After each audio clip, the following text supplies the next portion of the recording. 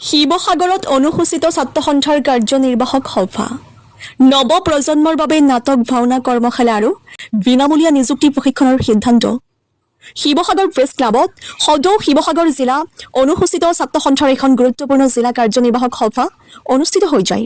সভাত জিলাখনৰ নৱ প্ৰজন্মক ড্ৰাগছৰ ভয়াৱহ কবলৰ পৰা ৰক্ষা কৰিবলৈ আৰু ছাত্ৰ ছাত্ৰীসকলৰ কেৰিয়াৰৰ উত্তৰণৰ বাবে কেইবাটাও গুৰুত্বপূৰ্ণ সিদ্ধান্ত গ্ৰহণ কৰা হয়।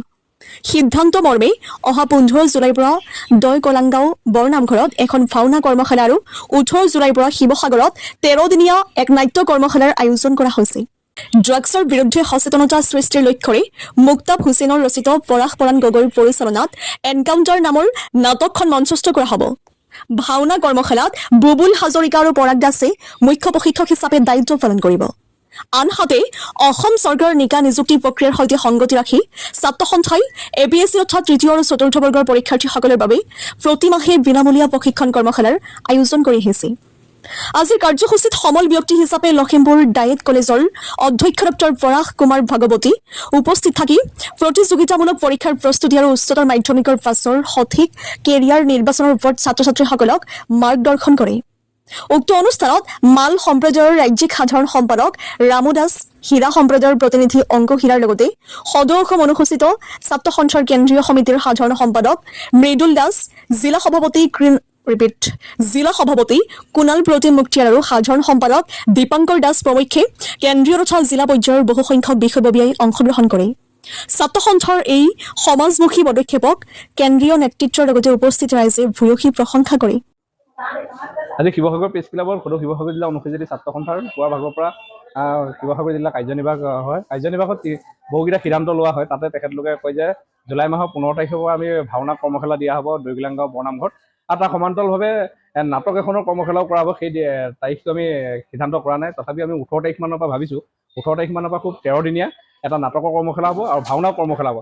তাৰ সমান্তৰালভাৱে আপোনালোকে দেখি আছে যে বৰ্তমান সময়ত নৱপ্ৰজন্মৰ ধ্বংসৰ দিশে গতি হৈছে ড্ৰাগছৰ পৰা, আৰু যদিও প্ৰশাসনৰ ফালৰ পৰা বিভিন্ন সময়ত তৎপৰতা বৃদ্ধি কৰিছে, কিন্তু তথাপি আমি চিন্তা কৰিছে শিৱসাগৰ জিলা অনুসূচিত ছাত্ৰ সন্থাই এটি গাম্ভীৰ্যপূৰ্ণ এটা এই অনুষ্ঠানতে আজি আলোচনা হৈছে যে আমি নৱপ্ৰজন্মক আমি ঠিক কৰিবলৈ হ'লে বা সমাজখন আমি ঠিক কৰিবলৈ হ'লে অভিভাৱকসকলৰ লগতে নৱপ্ৰজন্মসকলক আমি এটা ভাল পথ দেখুৱাব লাগিব আৰু সজাগতা বৃদ্ধি কৰিব লাগিব। তাৰ কাৰণে আমি মুক্তাব হুছেইনৰ এখন নাটক আছিলে, মুক্তাব হুছেইনে ৰচনা কৰা এখন নাটক, আৰু নাটকখনৰ এনকাউণ্টাৰ, আৰু সেই নাটকখনৰ পৰিচালনা কৰিবৰ কাৰণে আমি এই শিৱসাগৰৰ সুসন্তান বিভিন্ন সময়ত তেখেতে পৰিচালনা কৰিছে অসমৰ নাটক জগতত। তেখেতৰ পৰিচিত নাম পৰাগ গগৈ, তেখেতৰ নেতৃত্বত আমি পৰিচালনা কৰিবৰ কাৰণে সেই নাটক দুখন আমি মনস্থ কৰা হৈছে। আমি যুৱদলত কৰা হ'ব, শিৱসাগৰ যুৱদলত, আৰু সেই নাটকখনো আজি সিদ্ধান্ত কৰা হৈছে।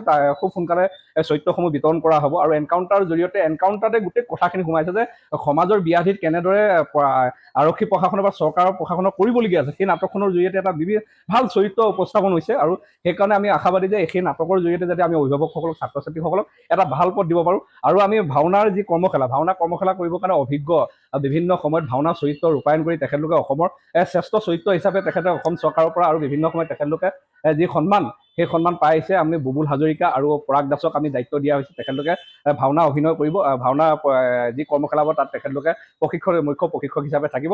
আৰু তাৰ সমান্তৰালভাৱে আপোনাৰ নাটকখনৰ কথা কোৱাই হ'ল। আৰু শিৱসাগৰ জিলাৰ অনুসূচিত ছাত্ৰ সন্থাই তাতোকৈ ব্যতিক্ৰমী এটা পদক্ষেপ লৈ আছে যে অসম চৰকাৰে যি সময়ত নিকা নিযুক্তিৰ ক্ষেত্ৰত যেনেকুৱা ধৰণৰ গুৰুত্ব প্ৰদান কৰিছে, তাৰ সমান্তৰালভাৱে শিৱসাগৰ জিলা অনুসূচিত ছাত্ৰ সন্থাও কেনেদৰে জাতিটোক উত্তৰণ কৰিব পাৰে, যেনেদৰে নিযুক্তি পৰীক্ষাসমূহত আমাৰ ছাত্ৰ ছাত্ৰীসকলে যাতে অৱতীৰ্ণ হ'ব পাৰে, আমাৰ ছাত্ৰ ছাত্ৰীসকলে তাত কেনেদৰে উত্তীৰ্ণ হ'ব পাৰে, তাৰ ব্যৱস্থা কৰিবৰ কাৰণে কিন্তু শিৱসাগৰ জিলা অনুসূচিত জাতি ছাত্ৰ সন্থাই প্ৰত্যেক মাহৰ এটা দেওবাৰে বা অন্য বাৰত প্ৰত্যেক মাহে কিন্তু এটা বিনামূলীয়া কৰ্মশালা কৰি থকা হৈছে, প্ৰতিযোগিতামূলক নিকা নিযুক্তিত যাতে অন্তৰ্ভুক্ত হ'ব পৰাকৈ APSC আৰু 3rd গ্ৰেড 4th গ্ৰেডৰ কাৰণে।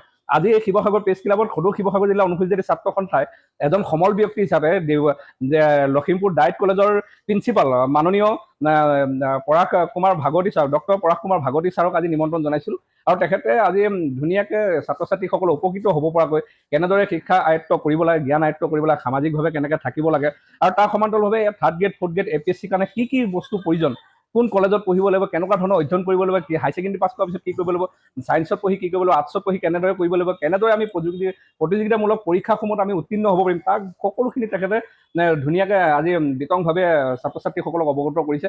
আৰু এই অনুষ্ঠানটোত আমি যি অনুষ্ঠান আছিলে কৰ্মশালা অনুষ্ঠানত আমি 4জনকৈ বিশিষ্ট ব্যক্তিক নিমন্ত্ৰণ জনাইছিলোঁ। বিশিষ্ট সমাজকৰ্মী তথা বিশিষ্ট সাংবাদিক ফৰিদ দাদাক আমি নিমন্ত্ৰণ জনাইছিলোঁ। তাৰ সমান্তৰালভাৱে সমল ব্যক্তি হিচাপে ডক্টৰ পৰাশ কুমাৰ ভাগৱতী ছাৰ আছিলে, আৰু লগতে মালৌ সম্প্ৰদায়ৰ সন্মানীয় ৰাজ্যিক সাধাৰণ সম্পাদক ৰামু দাস ডাঙৰীয়াদেৱ আছিলে, হীৰা সম্প্ৰদায়ৰ প্ৰতিনিধি হিচাপে উপস্থিত আছিলে সন্মানীয় অংকু হীৰা ডাঙৰীয়া, লগতে প্ৰমুখ শিৱসাগৰ জিলা অনুসূচিত ছাত্ৰ সন্থাই যি পদক্ষেপ গ্ৰহণ কৰিছে সেই পদক্ষেপক সদৌ অসম অনুসূচিত ছাত্ৰ সন্থাৰ তৰফৰ পৰা সন্মানীয় সভাপতি কুণাল প্ৰদীপ মুক্তিয়া, সাধাৰণ সম্পাদক দীপাংকৰ দাস আৰু সহকাৰী সম্পাদক বিকাশ বৰ্মনকে আৰু প্ৰকাশ চৰকাৰকে প্ৰমুখ কৰি নগৰ সমিতি দীপশিখাকে অসীমকে আদি কৰি উপস্থিত থকা সন্মানীয় সকলো বিষয়ববীয়াক ধন্যবাদ তথা কৃতজ্ঞতা জনাইছোঁ। ছাত্ৰ ছাত্ৰী উত্তৰণৰ যাত্ৰাত তেখেতলোকে কৰণীয়াখিনি ইমান ধুনীয়াকৈ সমাজত প্ৰতিষ্ঠা কৰি আছে, তাৰ কাৰণে তেখেতলোকক ভগৱানৰ ওচৰত প্ৰাৰ্থনা জনাইছোঁ যাতে তেখেতলোকক দীৰ্ঘায়ুৰ সুস্বাস্থ্য অধিকাৰী। ধন্যবাদ। শিৱসাগৰ বা ফৰিদাৰ ৰিপৰ্ট।